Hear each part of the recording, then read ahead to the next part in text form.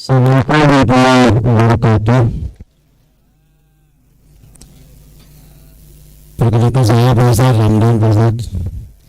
Ada pertanyaan Pak Ustadz, gimana kalau saya meminjamkan misalkan uang misalkan 10 juta ke seseorang dalam tempo waktu tertentu, tetapi pada waktu limitnya tertentu itu tidak bisa bayar misalkan. Terus saya mengambil barangnya gitu, apa saja yang hilang, mungkin tipu, resiko, bajikan dan sebagainya gitu. Terus saya mau kembali gitu Pak Ustadz, karena tidak ada perjanjian mungkin. Apakah itu hasil itu halal apa tidak gitu Pak Ustadz? Terima kasih. Assalamualaikum. Masya Allah.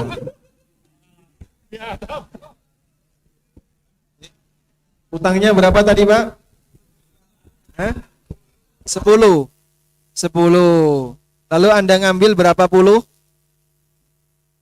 30. Baik. Tayyib.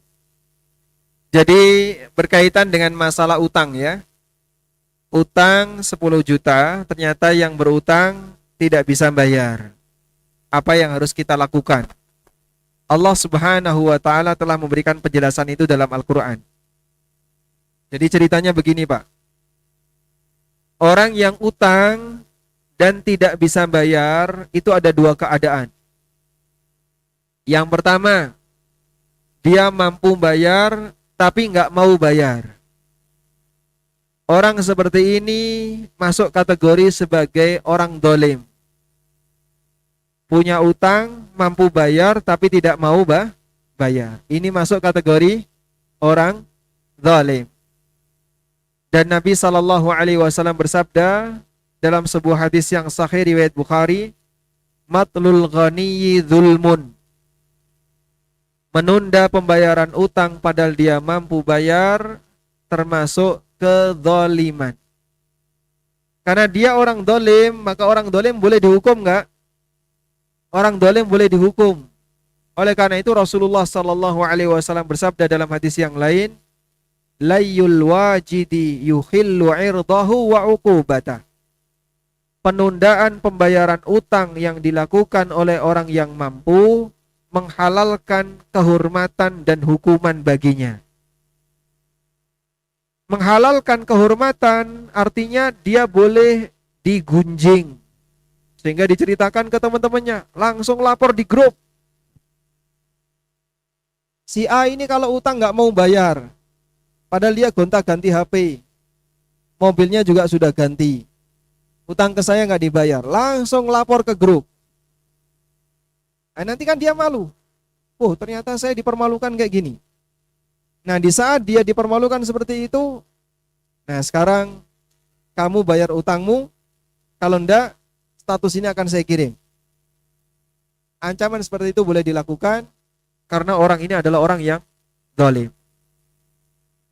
Yang kedua, halal bagi dia untuk dihukum. Nah, halal dihukum di sini maksudnya dilaporkan kepada pihak yang berwenang. Sehingga disampaikan kepada pihak yang berwenang, si A itu punya utang ke saya 10 juta tapi dia nggak mau bayar. Nanti pihak yang berwenang ini akan ngurusi. Karena hukum di Indonesia akan memiliki wibawa apabila ditegakkan sesuai dengan porsinya. Bisa jadi orang dolim ini akan dihukum. Dulu seperti itu dilakukan. Sehingga dulu kalau ada orang punya utang yang utangnya besar dan dia nggak bisa bayar, sementara dia ditagih oleh pemiliknya, maka bisa jadi dia itu dipenjara untuk mendapatkan hukuman. Salah satu di antara ulama yang pernah dipenjara karena utang bernama Muhammad bin Sirin. Itu pernah dipenjara karena utang. Karena utang boleh dipenjara. Masya Allah. Padahal beliau seorang ulama. Sehingga orang itu boleh mendapatkan hukuman semacam ini. Selanjutnya,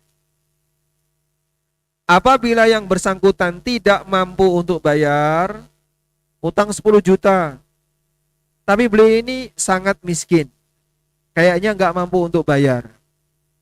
Allah Subhanahu wa ta'ala mengajarkan, fa in kana dzu usratin fanadhiratun ila maisarah wa an tasaddaqu khairul lakum in kuntum ta'lamun. Kalau dia dalam kondisi kesulitan, fanadhiratun ila maisarah, maka berikanlah waktu tunda sampai memudahkan bagi dia untuk membayar utang. Allah perintahkan untuk memberikan waktu tunda. Kasihani orang ini. Dia punya utang, dia nggak mampu bayar, dia membutuhkan, jangan dipaksa. Apalagi dikasih ancaman. Berikan waktu tunda. Dan para ulama mengatakan, memberikan waktu tunda bagi orang yang punya utang, yang nggak bisa bayar, itu bagian dari kewajiban. Sudah? Tapi Pak, saya juga butuh. Sekarang solusi yang benar bagaimana? Boleh nggak modelnya seperti tadi? Anda datang ke rumahnya, ngambil apa yang bisa diambil ya. TV diambil, kulkas, motor, sapi, kambing. Itu ayam lagi ngerami, telurnya diambil. Misalnya ya. Biar semuanya bisa dijual. Boleh nggak seperti itu? Wallahu a'lam. Di negara kita saja seperti itu tidak boleh. Penyitaan harta milik orang lain itu termasuk melanggar KUHP. Sehingga tidak boleh orang ketika punya piutang lalu dia datang kepada orang itu terus ngambil barangnya, tidak boleh. Yang boleh minta kepada yang bersangkutan, kalau kamu nggak punya duit, bisa nggak kamu bayar pakai barang? Itu boleh. Sehingga penawaran pribadi. Kamu punya barang apa? Bisa nggak kamu bayar pakai barang? Kalau dia mau, ya sudah. Saya akan bayar pakai barang. Alhamdulillah. Sekarang barang-barang apa yang mau dibayarkan? Ini ada motor. Ini ada TV. Ini ada apa lagi? Kulkas. Kira-kira ini kalau dinilai berapa? Boleh dijual keluar. Total 7 juta. Baik. Sekarang saya terima 7 juta. Kurang 3 juta menyusul nanti. Boleh nggak? Boleh. Atas kerelaan pribadi siapa? Orang yang berutang. Kalau yang berutang seperti ini insya Allah tidak masalah. Tapi kalau model pemaksaan tadi Pak, itu undang-undang negara saja dilarang Pak. Makanya model bank apa tadi kok susah nyebutnya Pak? Bank Emok ya. Model bank Emok ini ketika dia mengambil secara paksa motor atau kendaraan milik nasabah, Bank Emok itu kan dia tidak punya payung hukum yang kuat. Karena dia tidak punya izin untuk usaha peminjaman uang.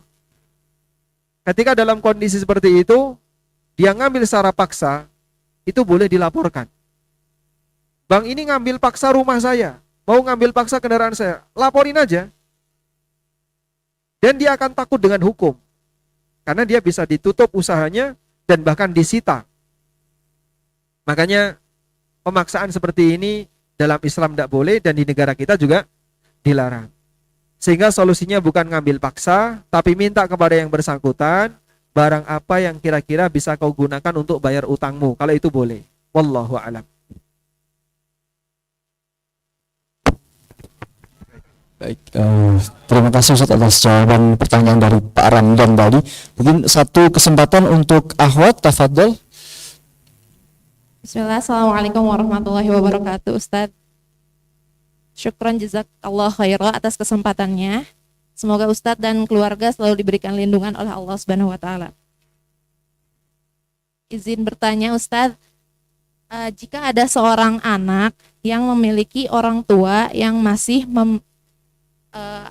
pendapatannya itu yang haram gitu Ustaz, misalnya dari bank, misalnya orang tuanya ini kerja di bank kemudian memiliki anak.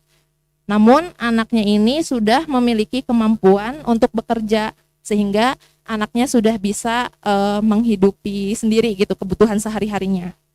Namun kondisinya anak ini masih ada di rumah orang tuanya, yang mana anak ini masih makan sehari-hari dengan orang tuanya, yang mana makanan itu dibeli dari hasil harta haram tersebut.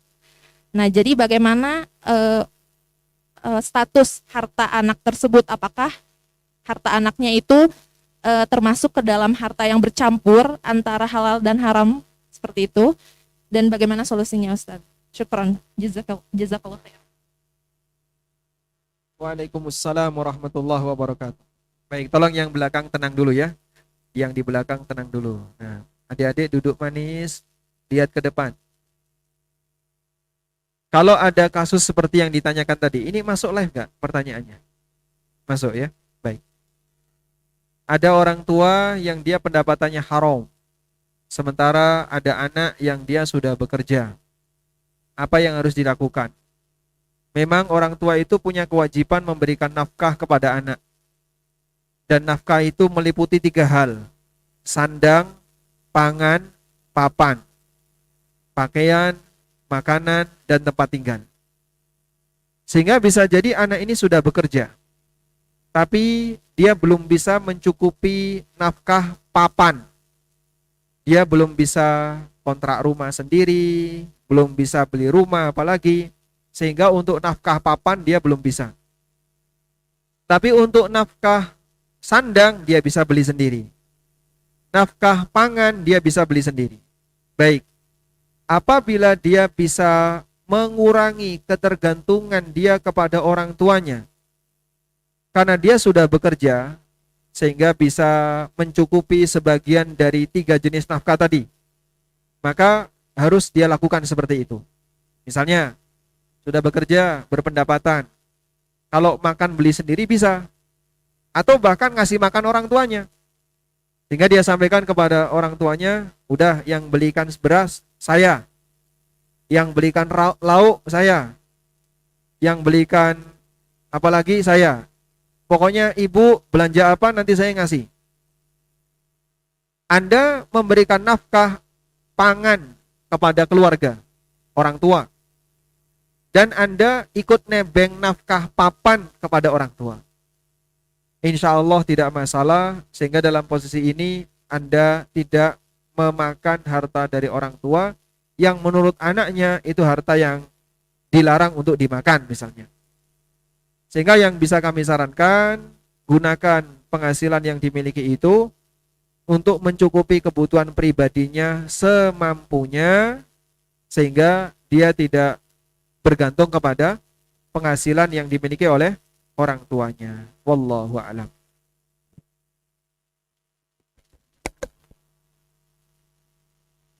Yes. Baik. Baterainya sudah habis. Berarti sudah selesai kajiannya. Terus oke. Baik, terima kasih Ustaz atas jawabannya Ustaz. Ini ada pertanyaan dari Abu Aidil dari Koramil 2403 Paseh. Assalamualaikum Ustaz. Afwan Ustaz, Ana mau tanya kaitannya dengan perlombaan atau turnamen bola. Saya sebagai petugas yang memiliki tanggung jawab untuk mengontrol kegiatan tersebut. Pertanyaannya, dengan pengontrolan tersebut saya mendapatkan amplop dari panitia. Bagaimana status amplop tersebut? Apakah halal atau haram? Terima kasih Ustaz. Waalaikumsalam warahmatullahi wabarakatuh. Kalau amplopnya sih nggak boleh dimakan.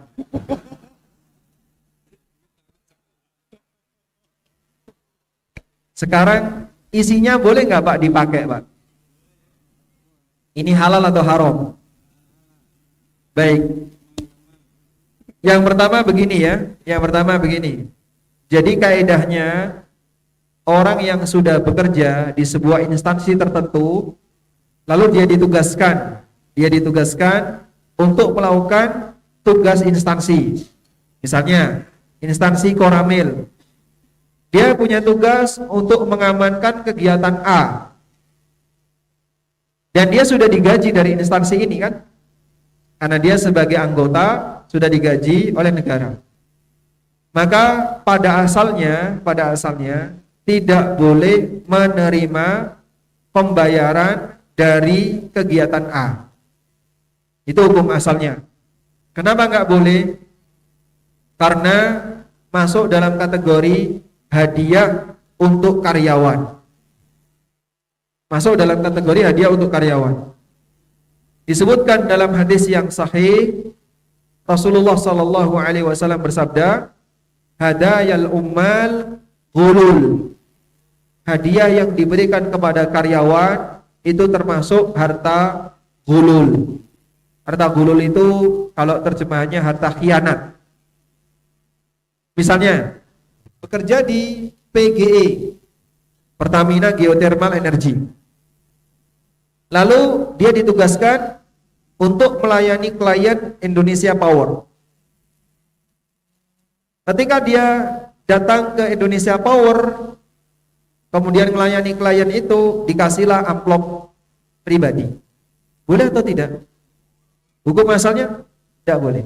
Bapak melakukan tugas dari instansi, sudah dibayar oleh instansi, maka sebenarnya Bapak tidak boleh dapat bayaran dari klien, sebab klien ini bayarnya ke instansi. Baik, ini hukum asalnya. Tapi Pak, ini tetap ngasih. Kalau ngasih, berarti amplop tadi diberikan ke instansi. Amplop tadi diberikan ke instansi. Jadinya peer to peer, dari instansi, dari lembaga ke lembaga. Ini ngasih, yang menerima lembaga, bukan pelaksananya. Sebab pelaksana ini dibayar oleh lembaga. Nah, nanti setelah terkumpul di lembaga, kembali kepada kebijakan lembaga. Lembaga ini mau menurunkan uang tadi kemana saja. Yang bertugas boleh untuk misalnya sebagian dipotong untuk fasilitas di kantor, silahkan. Tapi sudah resmi jadi apa tadi? Properti milik, harta milik lembaga. Paham ini insyaallah? Terus kalau misalnya ngasihnya ke pribadi, Anda laporkan. Kalau ngasihnya ke pribadi, Anda laporkan. Sampaikan ke komandan, Pak Komandan, mohon izin, mohon maaf. Saya dikasih amplop, nggak tahu ini isinya berapa. Kayaknya sih tipis, Pak Komandan. Makanya karena tipis saya laporin ya. Kalau tebel, lain cerita, Pak. Jadi, Anda laporkan. Nah, selanjutnya kebijakan atasan sebagai penanggung jawab dari lembaga itu untuk menentukan apakah nanti diserahkan kepada petugas atau dipotong sebagian untuk kantor, silahkan. Wallahu a'lam. Masya Allah, itu sangat relate sekali Ustaz ya dengan kegiatan kami sehari-hari, karena memang di PG sendiri memberlakukan anti penyuapan, anti gratifikasi Ustaz. Namun sebenarnya sebelumnya ini pertanyaan dari saya pribadi Ustaz ya. Saya pembaca aktif di konsultasisyariah.com Ustaz. Saya pernah membaca tentang artikel gratifikasi Ustaz, sesuai penjelasan Ustaz tadi. Misal Ustaz ya, ini untuk kehati-hatian saya pribadi mungkin sebagai pekerja di PGE. Misal nih ada vendor datang membawa material, pas datang itu bawa donat Ustaz. Nah, dikasih ke kita.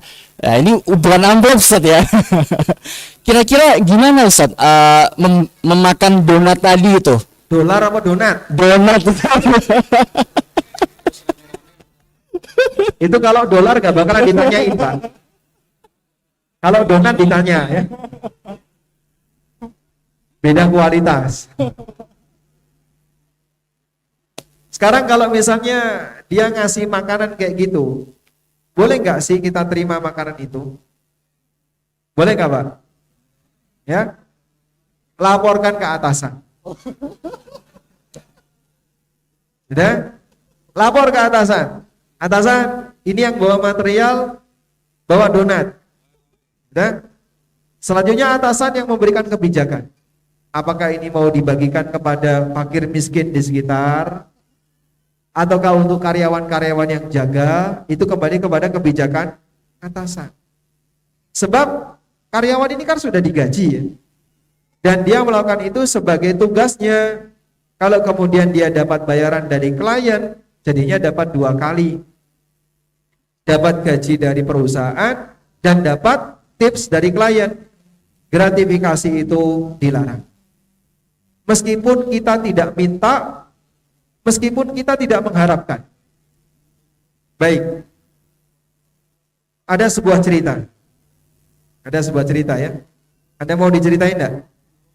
Atau enggak usah aja? Enggak usah aja ya? Diceritain? Baik. Ceritanya kayak gini, Pak. Dulu di zaman Nabi Shallallahu Alaihi Wasallam, salah satu di antara pejabat itu adalah amil zakat. Amil zakat itu pejabat. Dia ditugaskan untuk mendatangi masyarakat tertentu untuk narik zakat dari mereka. Dan posisi mereka ini sebagai apa? Pejabat. Suatu ketika Rasulullah Sallallahu Alaihi Wasallam memerintahkan salah satu petugas namanya Ibnu Lutbiyah. Ibnu Lutbiyah ini ditugaskan oleh Nabi SAW. Kamu tarik zakat dari Bani Salimah. Maka berangkatlah Ibnu Lutbiyah ke Bani Salimah sebagai petugas zakat. Sesampainya di sana, orang pada ngumpulin zakat. Ini zakat, zakat, zakat. Lalu tiba-tiba ada salah satu orang datang. Ini zakat saya dan ini hadiah untuk Anda. Lalu pulanglah Ibnu Lutbiyah ke Madinah. Pulang meninggalkan Bani Salimah menuju Madinah. Masya Allah, karakter sahabat luar biasa. Mereka ketika dapat hadiah seperti ini, tidak langsung dibawa pulang, Pak. Mungkin kalau kita kan pulang dulu, naruh hadiah itu, baru lapor. Ibnu Lutbiyah tidak demikian. Beliau datang menghadap Nabi SAW dan mengatakan, Ya Rasulullah, hadihi zakatun wa hadihi hadiyatun li. Ya Rasulullah, ini zakat dan ini hadiah untukku. Mendengar itu Nabi Sallallahu Alaihi Wasallam langsung mengatakan, beliau berkhutbah di hadapan para jamaah. Kenapa ada orang fama balu rajulin? Kenapa ada orang yang aku tugaskan untuk jadi amil? Faqala, lalu dia mengatakan, hadhihi zakatun wa hadhihi hadiyatun li. Ini zakat dan ini hadiah untukku. Fahala yajlisu fi baiti abi au ummi fal yuhda lahu amla in sadaqah. Coba dia duduk di rumah bapak ibunya. Ada enggak yang ngasih hadiah ke dia? Sehingga dia dikasih hadiah karena apa? Jabatan. Dia dikasih hadiah karena petugas. Dia adalah orang yang memiliki jabatan. Andaikan dia enggak punya jabatan, enggak bakalan dikasih hadiah. Makanya fungsi hadiah itu apa, Pak? Membangun rasa kasih sayang, keakraban. Tahadau tahabu. Lakukanlah saling memberi hadiah agar kalian bisa saling mencintai.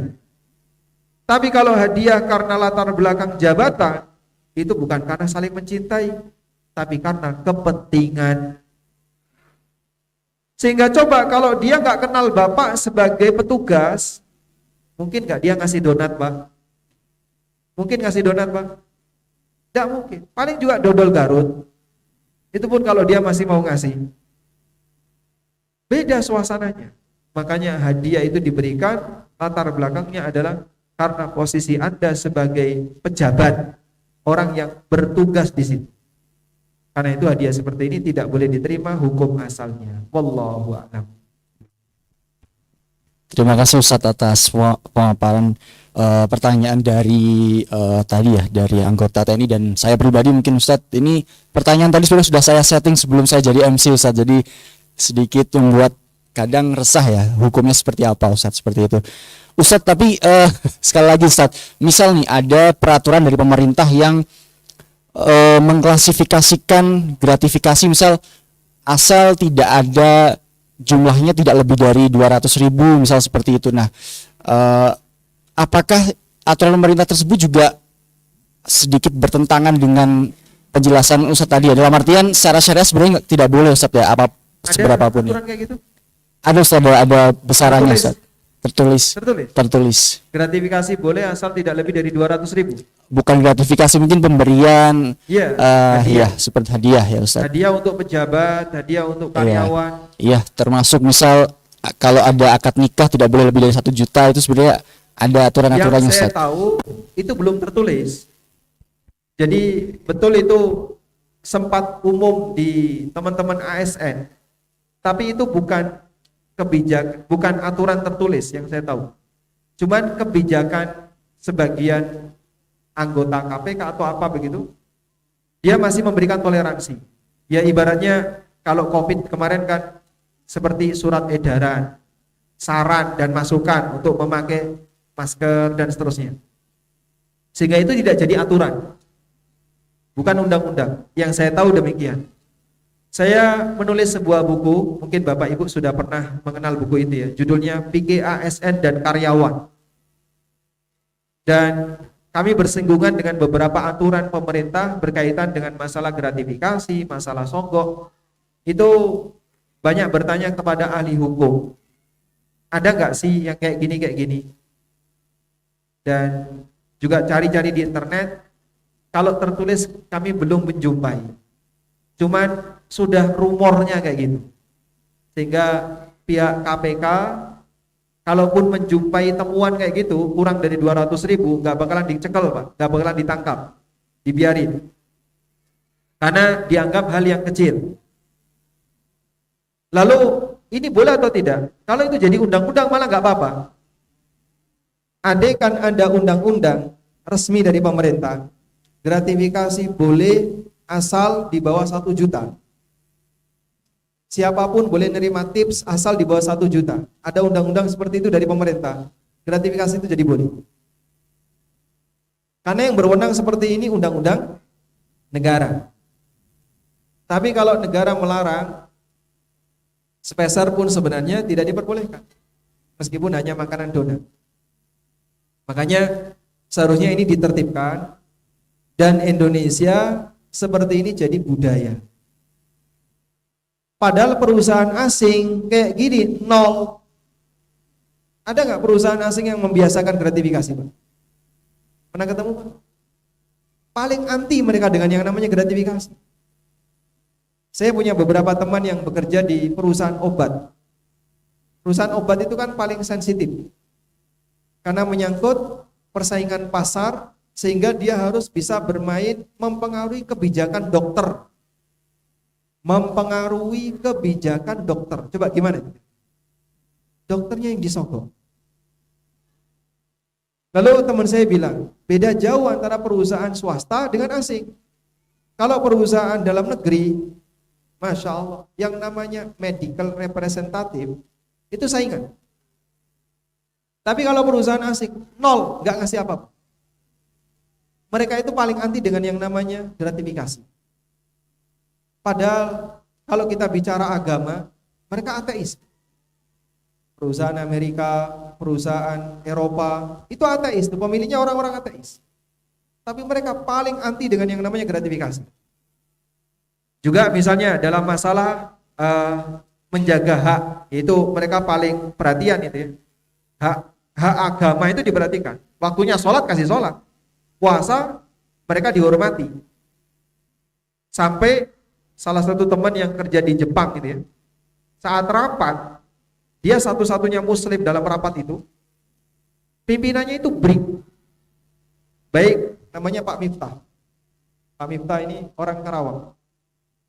Karena Pak Miftah ini mau sholat, kita break rapat, memberi kesempatan Pak Miftah untuk sholat. Sholat beliau. Rapat itu break dulu. Karena satu anggota rapat sholat. Itu kalau di negara kita gimana, Pak? Ya? Gak digobres. Makanya kadang kita merasa aneh. Di negara mayoritas muslim, kurang perhatian terhadap hak asasi. Agama itu kan hak asasi. Di negara ateis, hak asasi itu sangat dihargai. Puasa itu dihargai. Masalah menu makanan dihargai. Sehingga ketika dia mau makan apa, itu diminta pesan. Kamu pesan yang apa? Ini Muslim meal. Yang selain Muslim meal tidak boleh. Dia dipesankan khusus. Masya Allah. Nah kita berharap seperti itu ya. Jadi kalau kebiasaan gratifikasi, suap, tips, itu kayaknya masih tarik ulur gitu Pak. Sampai kapan Pak kebiasaan ini akan berakhir? Pendidikan dan edukasi selalu kita sampaikan. Dan saya yakin syariat ini kalau disampaikan kepada masyarakat sepeser pun gak bakalan merugikan negara. Bahkan menguntungkan bagi negara. Karena kita mengajarkan kedisiplinan, apa yang bukan hak kamu jangan kau ambil. kembalikan jika itu adalah hak negara. Wallahu a'lam.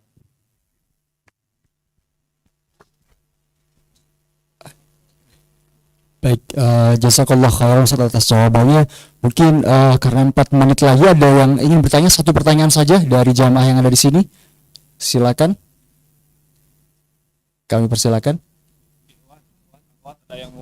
Dari akhwat. Silakan jika ada.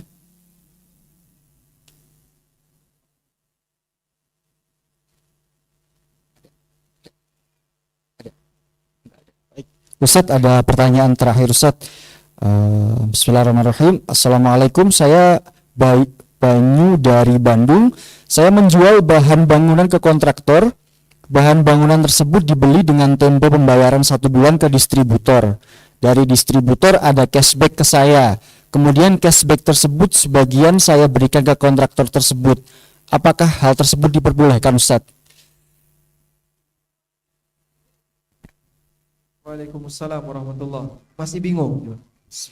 Coba diulang. Baik, saya menjual bahan bangunan ke kontraktor. Menjual bahan bangunan ke kontraktor. Berarti dua pihak ya. Terus? Iya, Pak. Kemudian bahan bangunan tersebut dibeli dengan tempo pembayaran 1 bulan ke distributor. Nah ini bingung. Gimana ya? Pak Bayu ada? Oh, baik. tafadhol. Silakan Pak. Bismillahirrahmanirrahim. Sedikit diperjelas Ustadz. Bapak pelaku sejarahnya. Silakan. Saya itu bergerak di bidang toko material, bahan bangunan. Saya menjual bahan bangunan, salah satu contohnya misalkan cat rumah, cat tembok. Kemudian saya jual ke beberapa kontraktor langganan yang suka membeli ke saya. Kemudian cat tersebut saya beli dari distributor saya. Kemudian dari distributor saya itu saya belinya dengan tempo 1 bulan. Jadi akad jual beli, kemudian saya beli, pembayarannya di next month, di bulan berikutnya. Setelah itu distributor cat tersebut memberikan cashback kepada kami gitu. Nah, cashback itu saya berikan hadiah sebagai hadiah kepada kontraktor tersebut yang membeli. Kontraktornya sebagai konsumen ya. Iya, sebagai konsumen saya. Insyaallah, alhamdulillah. Gitu. Paham ya, Ustaz? Baik. Ya, Jakarta. Pertanyaannya Bapak. Pertanyaan sebenarnya. Pertanyaannya Catnya itu langsung dikirim dari distributor ke kontraktor atau ke tempat Bapak dulu? ke saya dulu. Alhamdulillah. Baik. Cukup insyaallah. Baik. Paham insyaallah Bapak Ibu? Kita ganti kentang aja ya. Insyaallah lebih paham kalau kentang ya. Ilustrasinya pakai kentang. Kalau pakai cat kayaknya nggak paham mereka. Ini ada, anggaplah distributor itu pabrik cat ya. Pabrik cat, meskipun dia bukan pabrik. Karena distributor. Ini pabrik, ini toko bangunan, di sini ada kontraktor. Kontraktor beli dari toko. Lalu toko beli dari pabrik. Pabrik ngirim barang ke toko, kemudian toko ngirim ke kontraktor. Praktek ini boleh atau tidak? Skema ini boleh. Skema seperti ini boleh. Yang nggak boleh Pak, kalau seperti ini. Bapak beli dari toko, dari pabrik, lalu pabrik ngirim langsung ke kontraktor, nggak boleh. Itu ada hadis khusus dari Ibnu Abbas radhiyallahu anhuma. Naha Rasulullah sallallahu alaihi wasallam ayyabi at-ta'am qabla ayyastawbiya. Rasulullah sallallahu alaihi wasallam melarang seseorang untuk menjual makanan sebelum menerima. Sehingga kalau dari distributor langsung ke kontraktor tidak boleh. Ada orang yang bertanya kepada Ibnu Abbas, kenapa kok nggak boleh?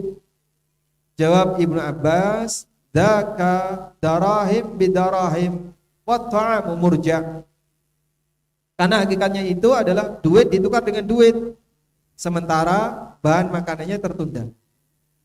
Sehingga kalau tadi ya, Bapak beli dari pabrik, pabrik langsung ngirim ke kontraktor, berarti Bapak kan tidak pernah megang cat itu. Karena cat itu berpindah dari pabrik langsung ke kontraktor. Sementara dalam diri Bapak yang ada adalah uang keluar ke pabrik, uang masuk dari kontraktor. Dan itu kata Ibnu Abbas, hakikatnya adalah uang ditukar dengan uang. Uang keluar sekian, masuk sekian. Itu tidak boleh. Tapi kalau Bapak terima dulu, kemudian Bapak jual ke kontraktor, insya Allah boleh. Walhamdulillah. Sudah? Nah sekarang ada diskon dari pabrik untuk toko. Diskon ini haknya siapa? Diskon ini haknya toko. Jadi diskon itu haknya Bapak. Sudah? Karena itu haknya Bapak, selanjutnya terserah Bapak. Mau Bapak bagikan ke kontraktor, silahkan. Ketika dibagikan ke kontraktor, berarti itu kan sama dengan hadiah yang diberikan ke konsumen. Dan hadiah yang diberikan ke konsumen boleh. Tapi kalau diberikan ke pelaksana kontraktor, hanya kontraktornya adalah PTA yang bertugas belanja dari toko Bapak, namanya Jono. Akhirnya Bapak ngasih hadiah itu ke Jono. Ini Jono buat kamu. Ini suap, tidak boleh. Tapi kalau dari toko Bapak langsung ke PTA, hukumnya boleh. Wallahu ta'ala.